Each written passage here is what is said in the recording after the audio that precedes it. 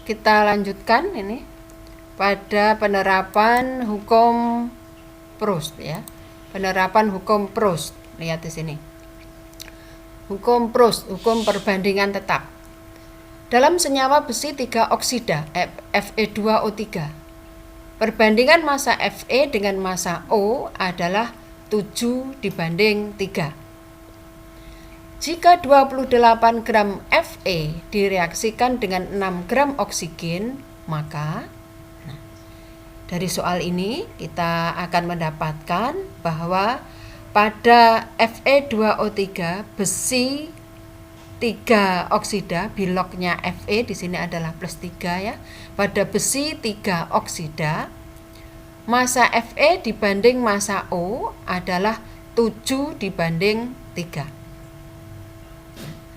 Perbandingan massa unsur-unsur dalam senyawa tetap menurut hukum Proust berarti dalam senyawa Fe2O3 dimanapun dia, berapapun jumlahnya, bagaimanapun cara terbentuknya, maka perbandingan massa Fe dan O-nya selalu 7:3 ya, selalu 7:3.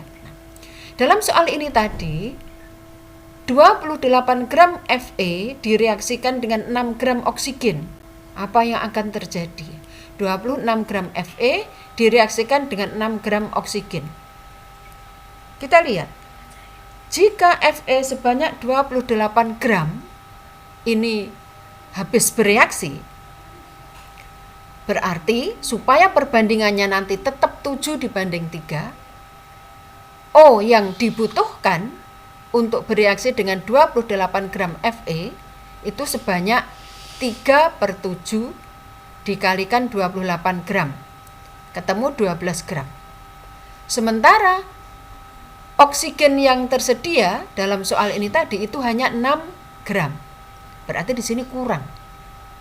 Artinya Fe sebanyak 28 gram ini tidak bisa habis karena O yang tersedia hanya 6 gram. Sementara untuk bereaksi dengan 28 gram Fe, agar perbandingannya tetap 7:3, dibutuhkan O sebanyak 12 gram. Karena O yang tersedia kurang, berarti kemungkinan ini tidak terjadi.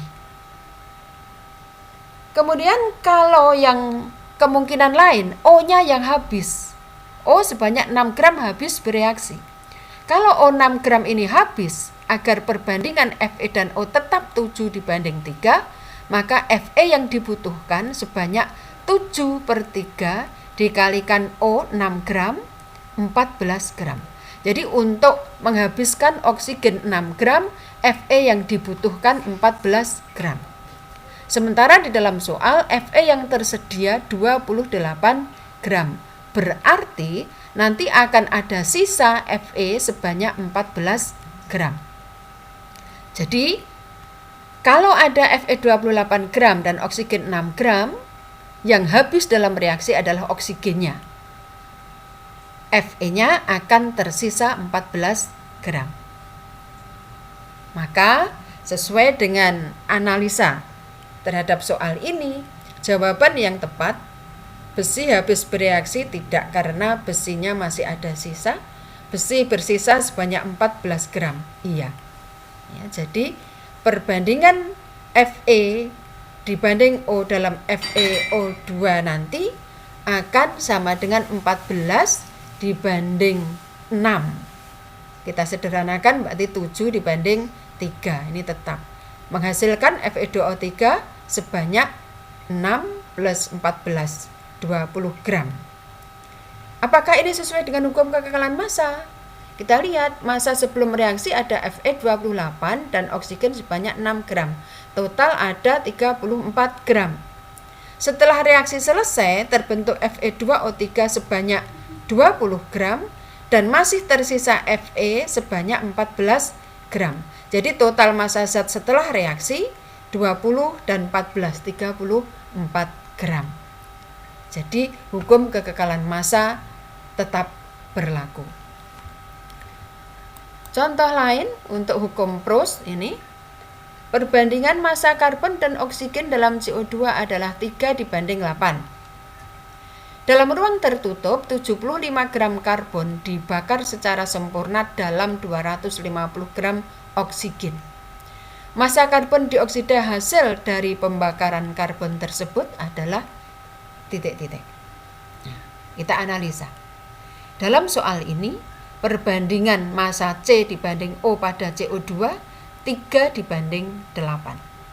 Perbandingan C dengan O pada senyawa CO2 3:8. Ada 75 gram karbon dengan 250 gram oksigen. Kalau 75 gram karbon yang tersedia tadi habis terbakar, akan membutuhkan oksigen sebanyak 8/3 dikali 75, 200 gram. Mungkinkah ini terjadi? Kita lihat, tadi oksigen yang tersedia 250 gram. Untuk menghabiskan 75 gram karbon yang ada, dibutuhkan 200 gram, berarti masih tersisa 50 gram. Ini sangat mungkin terjadi. Kalau O 250 gram ini habis misalnya, karbon yang akan dibutuhkan agar perbandingannya selalu 3:8, 3/8 dikali 250, 93,75. Sementara karbon yang akan dibakar hanya 75. Jadi ini tidak mungkin, oksigen 250 gram ini tidak mungkin habis. Karena kalau ini habis, karbon yang dibutuhkan 93,75. Yang tersedia hanya 75. Jadi kemungkinan ini tidak, tapi yang akan habis adalah karbonnya sebanyak 75 gram, membutuhkan oksigen sebanyak 200 gram. Masih ada sisa oksigen yang tidak terpakai sebanyak 50 gram. Yang bereaksi dalam ruang tertutup ini, karbon 75, O 200 gram. Sehingga massa C dibanding O 75 gram dibanding 200, 3:8. Akan menghasilkan CO2 sebanyak 75 plus 200 gram, 275 gram. Jadi jawabannya adalah B. Apakah hukum kekekalan massa berlaku? Kita lihat. Massa zat dalam ruang sebelum reaksi 75 gram karbon, 250 gram oksigen, total ada 325 gram. Setelah reaksi menghasilkan CO2 sebanyak 275 gram dan masih ada sisa oksigen sebanyak 50 gram. Total massa zat sesudah reaksi 275 plus 50, 325 gram. Sama dengan massa zat sebelum reaksi. Ini hukum Peirce. Massa zat, perbandingan massa unsur-unsur dalam senyawa selalu tetap. Hukum kekekalan massa zat sebelum dan sesudah reaksi adalah sama. Hukum kelipatan perbandingan, hukum Dalton. Lihat di sini. Hukum Dalton mengatakan kalau ada dua unsur dapat membentuk lebih dari satu macam senyawa dan massa salah satu unsur dalam senyawa-senyawa itu sama, maka massa unsur yang lain dalam senyawa-senyawa itu akan berbanding sebagai bilangan bulat dan sederhana. Kita lihat di sini. Ada unsur A dan unsur B membentuk dua macam senyawa. Pada senyawa 1 mengandung 25 unsur A. Senyawa 2 mengandung 20% unsur A. Perbandingan massa unsur B sesuai hukum kelipatan perbandingan berganda adalah unsur A dan B dapat membentuk dua macam senyawa, senyawa 1, senyawa 2. Senyawa 1 terdiri dari 25% A, berarti B-nya 75%. Kalau ini kita sederhanakan perbandingannya adalah 25% dibanding 75%, berarti 1 dibanding 3. Dalam senyawa 2, komposisi dalam senyawa 2 terdiri dari 20% A, berarti B-nya 80%, karena total persentase dalam senyawa mestinya 100. Kalau ini kita sederhanakan, 20% dibanding 80% berarti 1 dibanding 4. Kita lihat untuk unsur A yang sama banyak pada senyawa 1, senyawa 2 ini. Senyawa 1, senyawa 2 sama banyak. Maka perbandingan unsur B dalam senyawa 1 dan senyawa 2 3 dibanding 4. Bulat dan sederhana. Maka sesuai dengan hukum Dalton tadi, bila dua unsur membentuk dua senyawa atau lebih, untuk massa salah satu unsur yang sama banyak, maka massa unsur kedua, massa unsur yang lain berbanding sebagai bilangan bulat dan sederhana.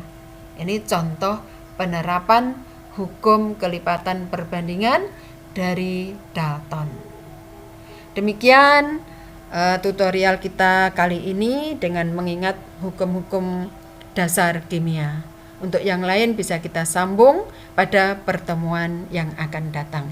Terima kasih atas perhatiannya. Assalamualaikum warahmatullahi wabarakatuh.